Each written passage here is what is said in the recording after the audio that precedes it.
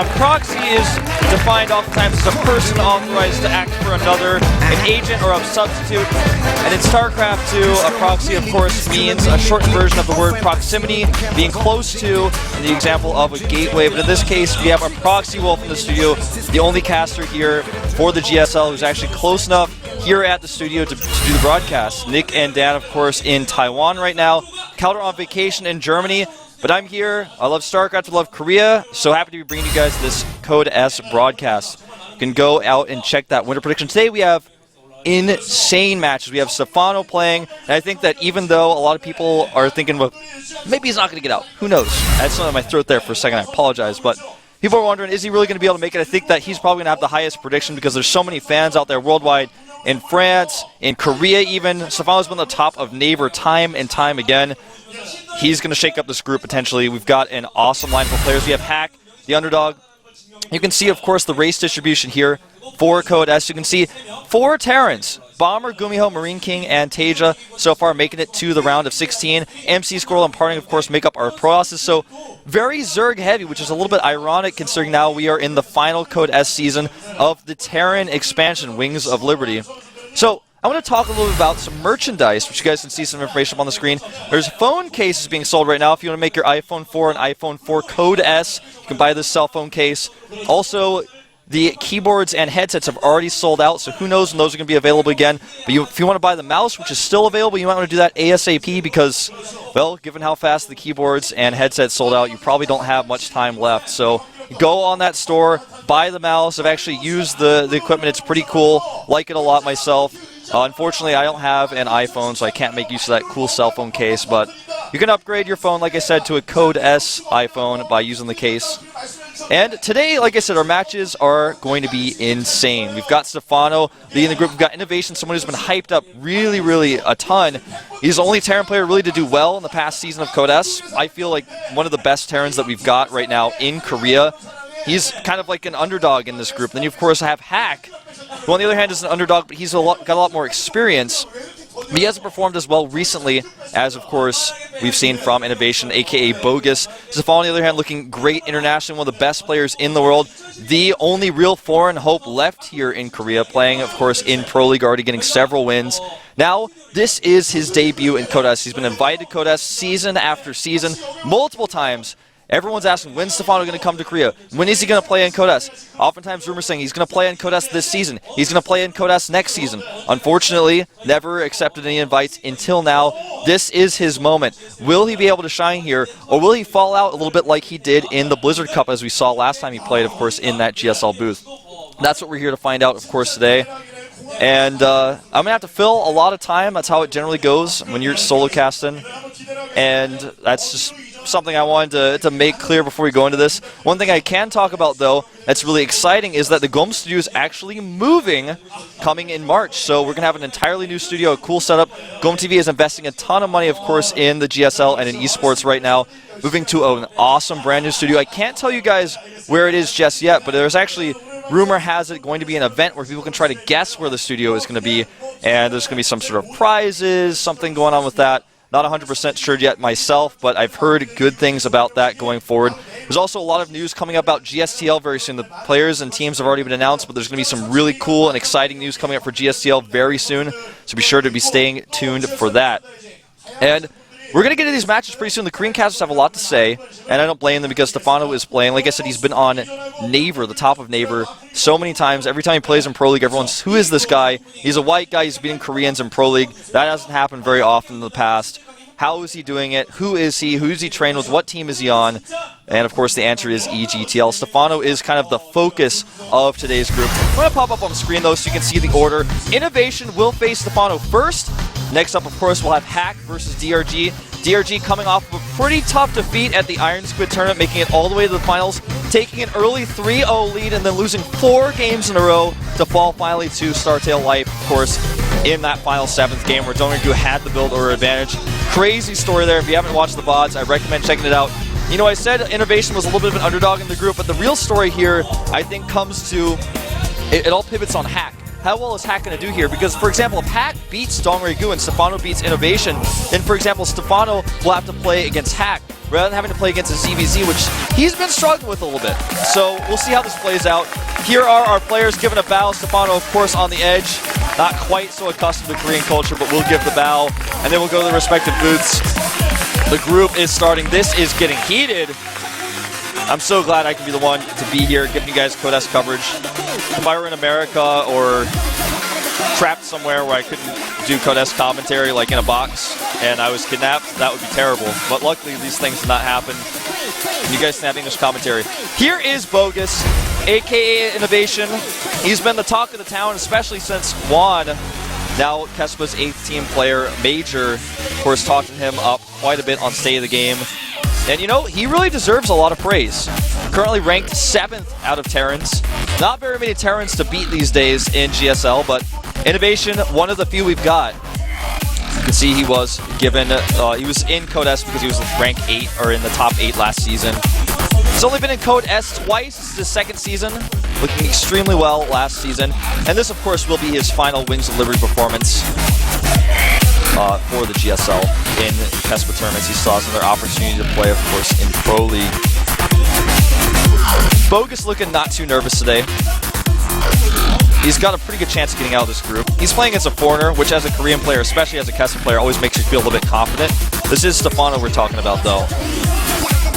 Speaking of Stephano, you get a player shot of him in just a second. Bogus just looking ready here. No nerves really about him. And he's not even saying anything, chat. He's just totally focused, staring at the lobby. He's in the lobby already. Stephano takes the sponsor seed place here. Of course, this is his first time ever playing in GSL Code S. He played in the Blizzard Cup in the past.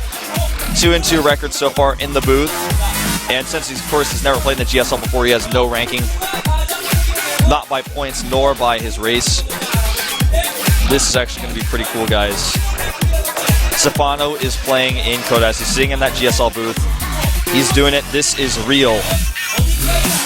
Stephano, obviously someone who's really known for his Hydralisk play recently against Terrans, although watching his stream and talking with a few pro players about this match, a lot of people are saying he's moved away from that style because it becomes a little bit too predictable. He's been using it against so many Terrans, he's had so much success that people have started to figure him out a little bit. Similarly to when he was doing the 1-1 upgrade style and going into fast 2-2, that kind of innovated the way that Zerg versus Terran is played today. He was doing that a lot, got a little bit figured out. Still doesn't mean it's bad, it's just something that you might not want to use against your opponent who's preparing for it.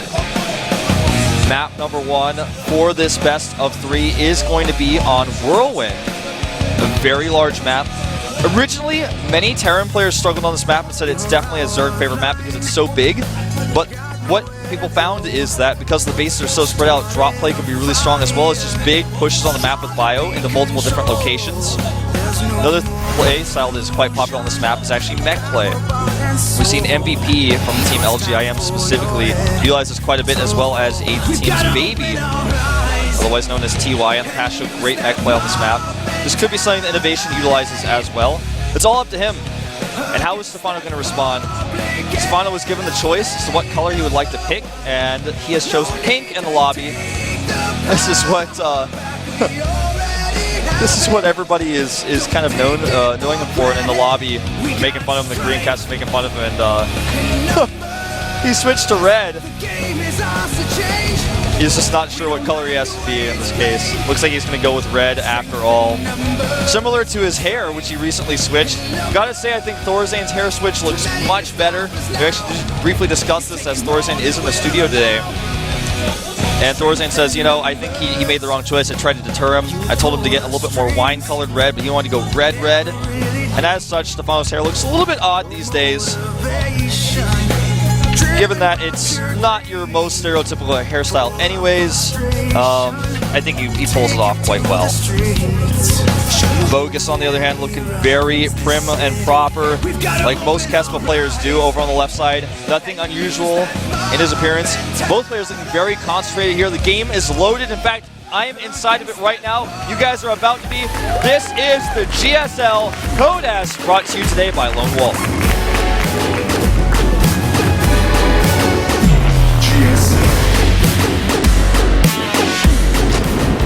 And at the top left with his trademark, good luck. Something you're allowed to do in the GSL. From the team EG, it is Oh, we had the wrong players on the English stream, so I think we're going to do this now. Here we go. Easy. Stephano laid a call. Korean production wanted to introduce innovation first. We had a reversal there. There he is. There is Stephano himself, playing here in Korea, from France originally, of course. A ton of Korean fans cheering for him now. His opponent, the Kespa Terran, formerly known as Bogus. He changed his ID. He's now known as STX Soul Innovation. playing for the team STX Soul. Let me tell you, he certainly does have a lot of soul. And there's a Stephano cheerful. There's the Ultras, of course, and the Marine representing innovation. If that's actually what Stephano's going to look like when he transforms, I don't want to be a part of anything that innovation is involved in.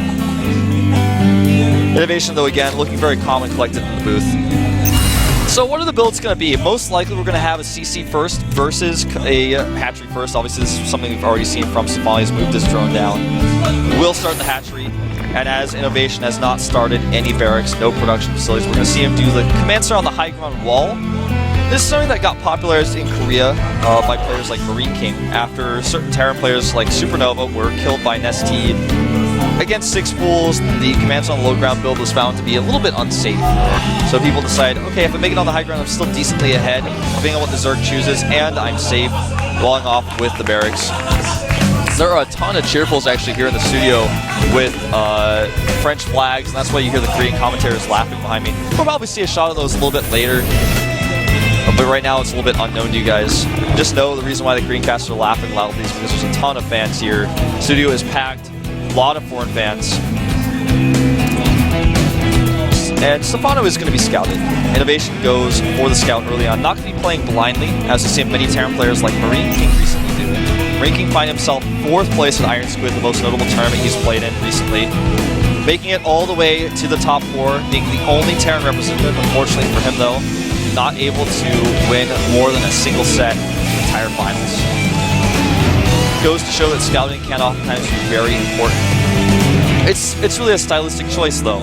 With the way all Zerg players are playing right now, so standard, it's a little bit, you're always a little bit reluctant to scout because if your opponent goes for a no gas build like Stephano is doing here, when the SCV gets there, the Queen, when it pops out, is going to deny the SCV scout. He's not going to be able to hang around and see if gas gets taken. He's not going to be able to see if there's a 3rd hatchery. So as soon as he sees this hatch, he has to make a choice now. I guess I'm going to hope I can see if there's gas. He's going to come in here and see gas is not taken.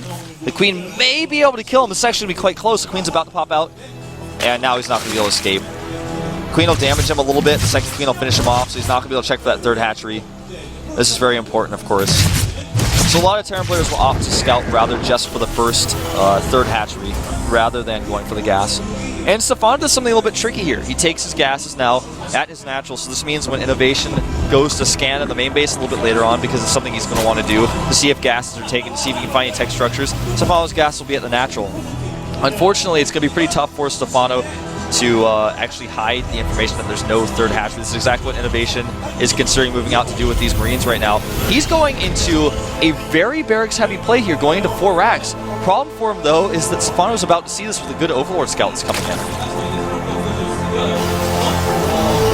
Of course, there's the 3rd command center going up for Innovation as well. That's how he can afford to power up to these barracks, making it so that it's a little bit more of just him getting into his macro and preparing to pressure the 4th, or rather the 3rd hatchery. Not the 4th, that would be a bit too early, with his barracks. Stephano, the question becomes what's he going to do with his gas. He takes the 3rd hatch, and he starts evolution chambers. So he's not going to be putting on any sort of aggression. But still, this is something that Innovation would like to know about. If he knew the evolution chambers were going down this early, he would feel comfortable himself getting evolution chambers, perhaps going into factory as well, rather than powering up these barracks just to be safe to defend his 4th command center. 3rd command center, for some reason I have a tendency today to change 3 to a 4. See how many more times I messed that up. I actually was, I had some trouble sleeping last night, so I'm running off a little bit of lack of energy, but luckily this is the Hot 6 GSL, and therefore I have tons of energy at my disposal. I don't have one near me. I'm going to have to get up during the break and get one, but I think it's a logical choice. I just have to make as a GSL caster. Combat shields now on the way for Innovation. Gonna power up those Marines, and you know, we've seen a lot of players like Bomber, for example, in the past go for a big push off of 4 barracks with combat shields, even trying to bunker that 3rd base. Just saying, Stephano, you're gonna make a lot of links. Maybe I don't kill your base. Maybe in fact I kill a Queen and then just leave, and that's all I get. but I powered up Marines that are going to be useful later as long as I don't lose them, and you had to make a lot of attacking units you don't want to make. Macro Hatch goes down for Stephano now to make sure he can keep his larva up. He's getting a lair as well. Notice the engineering bay timing here for innovation. It's just now coming down. It's a little bit late here. And this is something that there's nothing he can do about. He wasn't able to get the scout information. He hasn't made any wrong choices here. He's just made a choice that was slightly safer than what Stephano has done, and therefore risky. In a weird way. It's always hard to describe risks in build orders. Don't get me started on PvP. Innovation moves out a little bit with his Marines to pressure. Scares a few Zerglings out of Stephano, but it moves back. He doesn't actually commit to the attack. Not going to try to bunker that third base. It's a little bit too late for that anyways. You can see Stephano was taking a pretty hefty supply lead here. He's actually powering up a lot of Lings now. He could go for a big pressure move. Without a Baneling Nest, it's impossible to actually end the game or even do damage to the natural. But putting this type of pressure on innovation is really great, especially if you can catch these Marines out in the middle of the map with no medevacs. If, by chance, Stephano catches the units out in the middle of the map with no medevac support, they're just all going to get trapped and killed, especially with the upgrade that he's got. And this command center is not going to be able to stay. He's going to have to lift that right away. He's even taking some damage on it. This is a great feeling for Stephano. And now he knows the third base timing. He's got an aggressive position here with these Lings. He's just hoping that Stephano, or rather that Innovation, is going to step out of his boundaries here. He's got a few Lings there. Innovation not taking the bait though. Immediately 2-2 is started for Stephano, not wasting a second, and he's got his Hive on the way with Pathogen Glands. He knows at this point he's got an aggressive stance on Innovation. Innovation has to be the defender. So as a result, Stephano can continue to tech. We'll likely see a Spire go down fairly soon as well. Stephano is actually quite supply blocked at this moment in time, making 4 Overlords, so it's hurting his production somewhat. Worker count pretty much even because he made so many Lings. He doesn't have that drone advantage, he only has a saturation advantage. It's 64 drones to 63 SCVs, and of course the mules. That gives the better mineral income to Innovation. Here comes a Baneling Nest. He's going to make the Baneling Nest just to be safe here, as he's not quite sure if he's going to have his investors out if Innovation goes for a counter push. Innovation, I feel, has kind of read Stephano like a book at this point. He says, okay, well, that was just a nice little pressure by you. You had a few Lings. I think you might have been trying to trap me. I can't say that for sure. But since you haven't actually attacked my third more heavily or come to my natural, I know that I have a force now I can move across and start picking off your creep. I also have medevacs now to lift up against Banelings. And this is not going to be the best trade for Stephano here, but with his upgrades, he can trade okay, and he's got a decent economy. Eventually, yes, Innovation has to pick up, but that was a decent trade for him. Resources lost dead even, in fact, at 875 to 875, 17 units lost for Innovation and 35 for Stephano. So it just goes to show you how correct the cost of units are in StarCraft 2. 4 Zerglings go down there, and here's the fumbles on the Marines in the middle map. This is huge. Stephano over the Hydras investors gets a great couple of units. Crowd going wild here.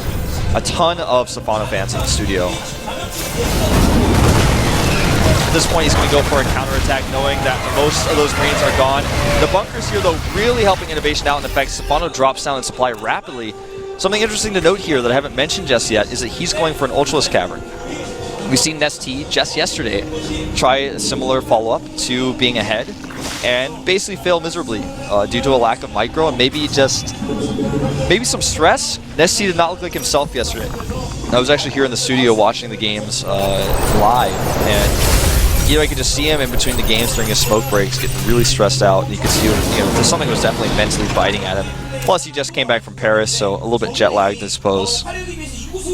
But going into this game, we'll see how Stephano can use these Ultras. Down in supply right now, and with the production that Innovation is pulling out, the only real advantage Stephano has in this game is his upgrades and his 4th base.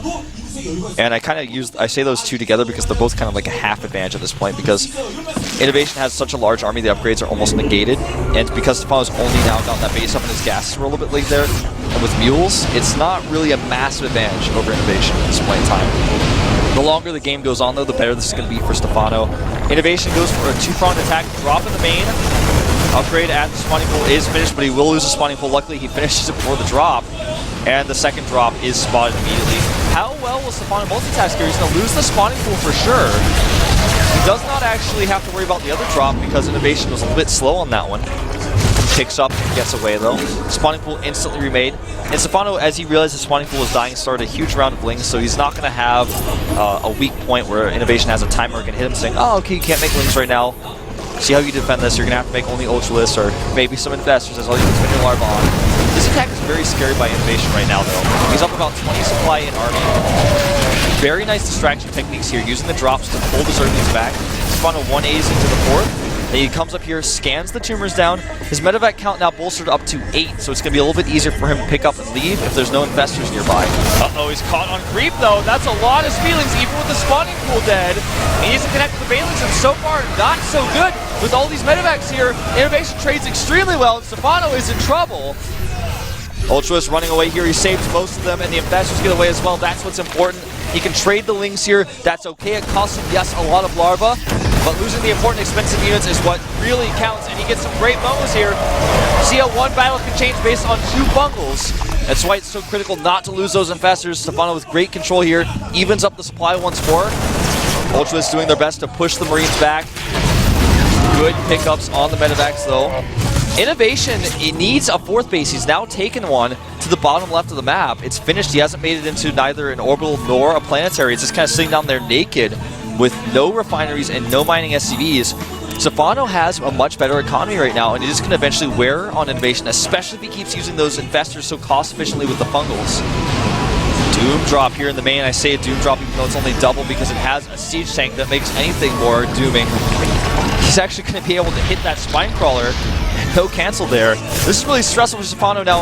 Luckily, his spawning pool's a little bit moved, but he may actually be able to target it down again. And in fact, he does. 3-3 getting a little bit closer. More Innovation to completion here. Spawning pool goes down, and he can pick up and leave. The Investor needs to get a fumble to lock those down. Another drop. This is great multitask by Innovation. He hits the 3rd base. Stephano's struggling to deal with this a little bit here. The Ultras, yeah, they're great combat units. They're not great drop defenders. Needs to get a fungal here. Great splitting by Innovation. Splits the medevacs into 2 different directions, continues the drop in the main, and Stephano needs to split his units a little bit better here. Innovation getting some great trades out of this, buying time to close that gap in upgrades, get that 4th base running, which now has both the refineries up at. He's got the full saturation there. This is such a close game, in fact. Stephano needs to start dealing with these drops a little bit better. And I feel, you know, with the composition that Innovation has made, Stephano may want to consider making a Spire fairly soon. Because right now, let me read out the unit counts. There are 7 siege tanks on the map, 7 Mirars to bolster those with 30 Marines and 11 medevacs, a lot of healing power against the Infestors. Stephano's got only 6 Infestors though. He's basically relying only on Lings here, with only 3 Banelings on the map, with 6 more on the way. Yeah, he'll have 9. But he needs to hit all of his fungals perfectly, then hit Banelings and or Ultralists, or get chain fungals to win the engagements. If any of those things go wrong, Innovation doesn't even really have to micro that much. He's just going to clean up the Lings. There are 91 Lings on the map for Stephano. They're entirely what he's relying on right now. He needs the Lings to get a good angle so he can get the fungals, so he can get the Ultralists and the Banelings to connect. If he can't do that, the Innovation's army here with that many siege tanks and this many healing power of the medevacs, Stephano can't hope to win a fight against him. Stephano is starting to build that bank a little bit here. Double orbital on the way for Innovation, who goes for a drop once again to the main. And this is going to be great for Stephano. He catches it, he cleans it up. Innovation not paying attention. Looks like he was too busy making those orbitals and getting his upgrades back at home. Stephano cleans this up, no problem. A great trade for him. He loses nothing, allowing him to continue to build up that bank. Stephano, his creep spread is still fairly unhindered in the middle map. You can see it's receded just a little bit based on the attacks of Innovation, but it still looks strong. He's got a base to the right side of the map as well. A little bit vulnerable. He just has so many Lings, it's hard for Innovation to move across the map directly. He needs to have all of his units together, and losing that chunk of units in the drop was pretty painful. And if he gets good fumbles here, this could be the end of Innovation. Good siege up, nice reaction. Stephano decides not to commit. He wants to be safe here. Does not want to take a risk. Burrow upgrade is on the way, a little bit late here for Stephano. This is allow him a little bit more freedom with his Infestors. And again, double drop in the main. Innovation is just doing this over and over and over again, consistently keeping the pressure on the main base. These Ultras come in with a flank, and this is not good for Innovation. A lot of his army missing at those drop shifts. He has to pick up here, but all those units picked up are not defending the siege tanks. But Stephano is losing a lot of tech. Duo loses Baneling Nest and likely his Infestation Pit if it's targeted. This is so dire. He cannot afford to lose that Infestation Pit. Needs a little bit more time. The Hive is gone as well. That means no Greater Spire tech, no switches available here. Stephano doesn't even really have the economy anymore to do that. Even though Stephano crushed the army in the middle map, he's lost a lot of drones here. He's down to 46 Harvesters. He's desperately transfusing now his Spine Crawler to defend. Stephano's got a bank, but his economy is shot. He can't transition back into sort of tech. Now he's in desperate straits because he has to somehow be able to beat Innovation's army cost efficiently, repeatedly, while rebuilding his tech and getting his economy back up. Innovation is not going to sit back and let this happen. He continues the aggression. He drops now at the top right. In the middle of the map, you can see Stephano's wave of troops. The only wave of troops he's going to have if he can't rebuild his tech right now. 4 more Ultras on the way, 5 Infestors. But that army he's got in the middle of the map is going to be the last one we see for a while. If he loses it, if he takes one wrong step, the Innovation is going to have too much. He's going to have this, chain reaction of things that occur when you lose that group of Ultras Infestors, when you don't have a lot of tank, you don't have a lot of gas. Suddenly you're trying to figure out what to spend your larva on. You don't know what to do, and the Terran player just keeps hitting you with wave after wave of units. Innovation, again, I think this may be the 6th time he's done this. He sends 2 drops into the main base. He may even go for the 3rd again. There's not very many mineral patches at either of those locations. Stephano sees an opportunity at the right side of the map. He considers it, but seeing the drop here, I believe, with an Overlord, no, he didn't see it. He has no idea about this. And again, his tech has been remade in the main. This is exactly where Innovation goes for. He's got that perfect siege tank position where he can shell those drones. Backdoor hatch here is going to go down. You can call it a base. It's basically a backdoor hatch with all those mineral patches being mostly mined out. He starts Hive here. Unfortunately, not going to get the hit points he needs to defend it, most likely. Oh, this is terrible for Stephano. He sends all of his units in the main base, desperately trying to defend this. And then, of course, Innovation goes for that very vulnerable 3rd. Good bundles by Stephano. There's so many Medivacs here, though. The Marauders barely stay alive. All of them down to 3 or 4 hit points, and he will be able to kill this base most likely if he wants it. Stephano likely going to lose this game with his tech reset here once more, losing the hatchery here at the 3rd base. He's got really no mining. The income right now for these 2 players is fairly even, considering that Stephano has rebuilt some of his drones, but now the base is gone. I say fairly even, but that was before the base was dead. Now if you look at it, it goes down pretty low, and that puts Innovation about 50% more efficient. 1,500 to 1,000 is the mining rate right now. With all the mules coming down, of course, Innovation could get even more. He's got so many extra orbitals. He's got plating for his buildings. He has high-sec auto-tracking for his Ibix cannon. Anything that attacks the planetary is really not going to be happy, not having a good time. Stephano still has managed to keep most of his Infestors and his Ultras alive. That's what's keeping him in this game. Those are the expensive units that he's invested so much into earlier. And when you make an investment like that, if you can get the return off of it, things work out. If not, then you lose games. So Stephano's been able to use this really strong, energy-heavy army, expensive unit-heavy army, to control the map and build up his economy again. And now he's even going to force a lift for Innovation. Stephano was down in this game, but he is still kicking, and in fact, he's kicking back. Taking down this drop, very predictable drop, in fact, at this point. Something I want to point out is he actually saved his Hive in the main base. So the Hive's still alive. He has the ability to make more tech. He's going to defend this drop, and Innovation, he's got the bank to rebuild this army, but he can only do this so many times when Stephano's rebuilding, and Stephano's got these really energy-efficient units. I feel like Stephano's got a real big problem with his economy, though. Still at 49 harvesters. That's never what you want at the 26 mark. No harvesters mining at that base at the top right. He's actually now finally sitting over there. And this is the other thing about late game Terran versus Zerg is that's 8 mules he can just drop instantly. There's no cooldown on mules. He can rain mules all day long. In fact, it's raining today outside. And so maybe Innovation's getting a little bit of motivation from this, or maybe this is just a terrible lone wolf joke. Either way, the Spire is started for Stephano. Now he's finally making that transition. We will see Broodlords if the game goes probably 10 minutes longer. It's going to take him, I feel, 5 to 10 minutes to really get the infrastructure ready, and also to trade enough units to be able to do this. And guess what? If that drop hits the Spire, it's not going anywhere. Drop goes on top of the Spire. Banelings to the bend. He wants the Spire. Can he get it? I don't think he realizes that's the Spire. He goes for Infestors instead. And in fact, I think he thought that was a Spore Crawler or a Spine. He doesn't target it. It will be saved. The drop will be cleaned up here. This is excellent for Stephano. Innovation, though, he is so good. When Major said this guy was one of the best Terrans in the world, he really meant it, because just watching this multitasking, it's beautiful. It's art-like. Stephano's multitasking and defending the drops is excellent, but Innovation always seems to be one step ahead. Stephano does clean up this base, and remember, his Spire lives. His Hive is still around, so he can start a Greater Spire if he wants to. Stephano with a little bit of a shady engagement here. I'm not sure how much I like this one. You can see his supply drops quite heavily. Yeah, he's got a lot of Ultras, but they didn't quite come in all at the same time, so this ends up being a decent trade for Innovation, who now will be able to get that Spire. If he targets it, he goes for the hatchery instead. I swear Innovation doesn't know what Spires look like. Now he sees it, he's like, wait a minute, that's a Spire. That Spire, in fact, aspires to be a Greater Spire, but Stephano now depleted all of his gas. That engagement he took in the middle of the map with no gas at the base of the right, losing this base here. Oh, he saves it! Every time I say Stephano's going to lose a structure, he saves it no matter what. I guess foreign fans are pretty happy that I keep saying that. But Stephano's got no gas. And his gas mining right now is 112 gas per minute. That's not enough to afford a Broodlord transition. He's making only drones right now. And Innovation is going strong with a massive bank of 2,000 gas. And with all the mules he's able to drop, minerals are never going to be a problem for him. And he's just going to keep trading. He's going to keep going for this aggression over and over and over again. Yeah, you can take out Innovation's planetary here, but it's not going to be efficient. And while you're doing this, a base has already been replanted on the left side of the map, and the army's going across the map. Stephano has no answer for this. How will he respond? He's streaming his units back across the map. Innovation, all he needs to do is take one good engagement here, and the game is his. Takes out 2 Ultras for free. Stephano trying to figure out how he wants to engage this. He needs to lead with the Infestors, get perfect bungles. He cannot lose these Infestors. Good bungle so far. No burrow on the Infestor. Scan goes down just in case. Innovation knows this is the perfect place for him to engage. Has the tanks at the bottom of the ramp. The Ultras come from the flank. This is what Stephano needs. He needs a perfect engagement here. I don't think Innovation is going to give it to him easily, though. Thor's at the back doing some extra damage. Really good bungles by Stephano, but he just does not have the resource to reinforce. Look at the production tab. There's nothing. He's about 18 lings on the way. It's all these guys got no gas. Innovation with a 60 supply lead here, and Stephano will barely clean up this army, but he's got no follow-up. Those 18 lings are not going to change this story.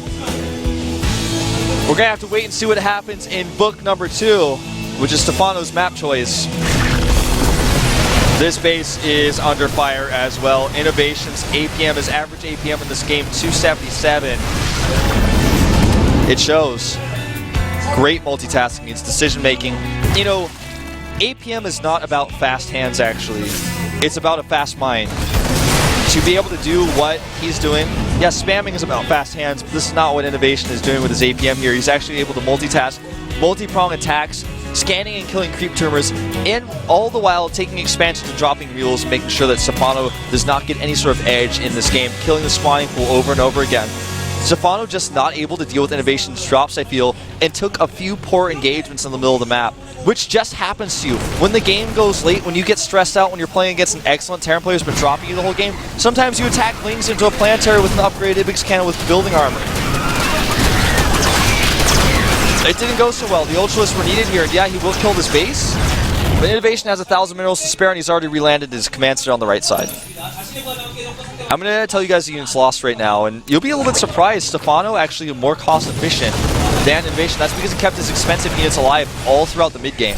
All of his Infestors and his Ultras, he was able to keep those alive. In fact, some of them still alive today. The problem, of course, was that Innovation just had more economy. He had more resources to lose. You know, if you think about the way this matchup is normally played, where the Zerg is throwing unit after unit having better economy, today Innovation was the Zerg and Stephano was the Terran. Trying to use his cost-efficient army in the middle of the map, taking the proper engagements, using the terrain, whereas Innovation was just kind of throwing units at him and having the better economy. He's now up 80 supply, and Stephano is not going to roll over and die here, but Innovation is going to roll him over with a rolling pin, like he's making cookies for Christmas. Stephano at this point now desperately trying to remax with any units he can make. Another drop goes off here. Innovation just does not stop the drops. It's like the Pringle Terran. Dropships will be taken out, but he doesn't care. He can just make new ones.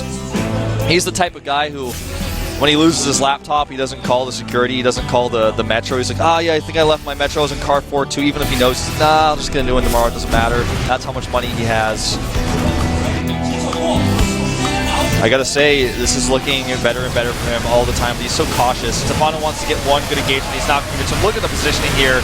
It's way too good for Innovation. Ultra's trying to attack into a choke point. Ask ST how well that worked yesterday. He won't answer you. G with the exclamation mark. No grats just yet, because we will go into a second game. Stephano is not out of this yet. The group format, by the way, for those of you guys who may just be watching because you're a crazy Stephano fan, you never watched GSL before, you like to watch other foreign tournaments, but Stephano's playing, you're a big Stephano fan, you don't know how GSL Codex works. I'll be explaining the format. These two players will play against each other, the other two players will play against each other. The winners will then play against each other. The winner of that match will advance to the round of 16. The loser will play against the winner of the loser's match. And after that, that player will advance to the round of 16 as well. Third place player goes into the up and downs, and the fourth place player goes straight into Code A. where they will have actually the chance of falling straight into code B. Hopefully I explained that without making any mistakes. Sometimes when you solo cast, you just have to talk forever by yourself, and I actually enjoy it. But I'm not invincible. Stephano not looking invincible today either, taking an early deficit in this group. You know, I read a lot of comments actually. I had arrived at the studio a little bit earlier than normal. And I gotta say, Stephano, before I talk about his comments, he has a pretty stylish bag. Did you guys see that? Where's that bag from? That was crazy. But reading the comments online, a lot of people were doubting it. There were a lot of fans saying, you know, I think he's going to do it. We haven't seen his real potential in Korea just yet in a league like this where there's so much practice time. Little cameo of John here. But in most of the comments I was reading, most people were saying, you know, he's good. I really like him. But I think Innovation and DRG are going to clinch the group. So Stephano has a lot to prove to his fans here today. Innovation so far showing nothing but excellent play. This is the type of play that ESF players are scared of. This is the Kespa Terran. People said Kespa players when they switch over, they're going to get scarier and scarier. They're not even halfway there yet.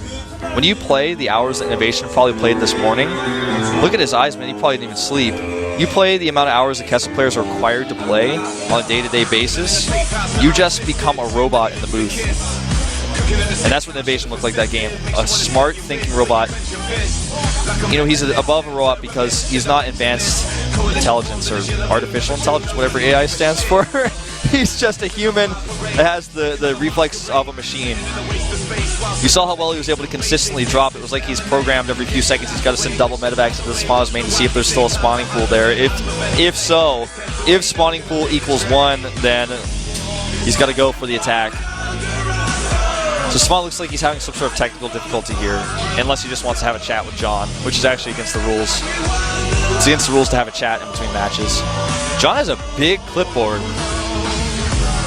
He probably wrote his speeches on that. It's a little bullet points for the famous speeches John has written in the past. So this is actually probably the map selection process. Usually there's a little bit more downtime between games where the players have time to pick the maps or they decide beforehand. In this case, Stephano probably thought he was going to win the first map maybe and didn't think about it. Now he's going to look at the map pool again and really make a tough decision based on the playstyle he's seen from Innovation. Since he didn't see Mech play, I would not be surprised to see in Tomb Valley. Map has been chosen though, and he chose Cloud Kingdom. Cloud Kingdom, a good map to choose. As a Zerg player, a lot of Zergs struggled on Cloud Kingdom in the past, but I feel like people have got more and more flexible with this map, realizing as long as you don't fight in the choke points, you can fight Terran armies, even with Ultralists at times. You know, right now, I feel very strongly that Ultralists are not the best choice to make in most situations. The choice that he made last game with the Ultralists was really good and he used them well, but Innovation was still able to out-control him. And the thing about Ultralists is, it either does damage or it doesn't, whereas the Broodlord pretty much does damage no matter what. It sends 3 units out that even mess up the path of the Terran. That's not something Ultralists do. We are going into game number 2 here at Group H of Codes. I am Wolf. This is Cloud.